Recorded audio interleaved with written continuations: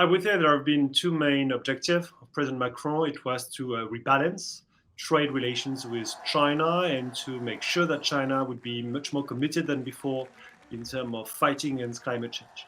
These two objectives partly failed because de facto trade imbalances with China has reached an all historic high. But what is very positive on the French side is that we are not shying away from the issues that might anger Beijing. So we are talking much more than before about national security, much more than before about Chinese economic coercion, about Chinese influence campaign, be it in Europe or in France. I would say there is also a Taiwan momentum in France. There is unprecedented media coverage since 2020.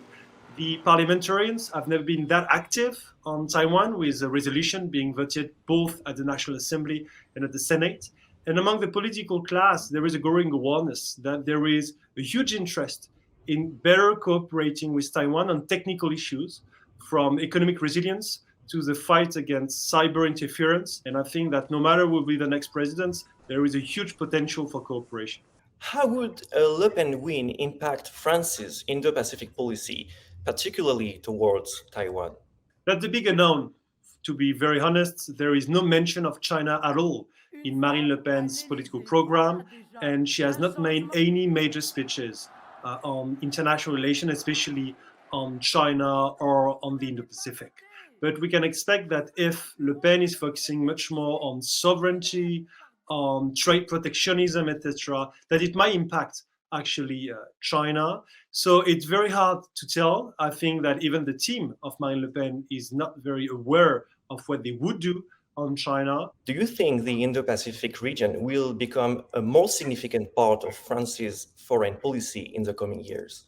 So the Indo-Pacific is already a very major part of French foreign policy, and we've been successful in convincing our European partners to do the same. One of the key problems we have, of course, with the war in Ukraine is that the political attention and the political capital is being focused on Europe and on Russia. So what we can expect is at least to maintain the momentum, and in that momentum, to make sure that Taiwan has its part. The very positive point from the French side is that in the update of the French Indo-Pacific strategy, Taiwan is fully mentioned as an economic partner, and the stability in the Taiwan Strait is mentioned as one of the objectives and the priority of the French government.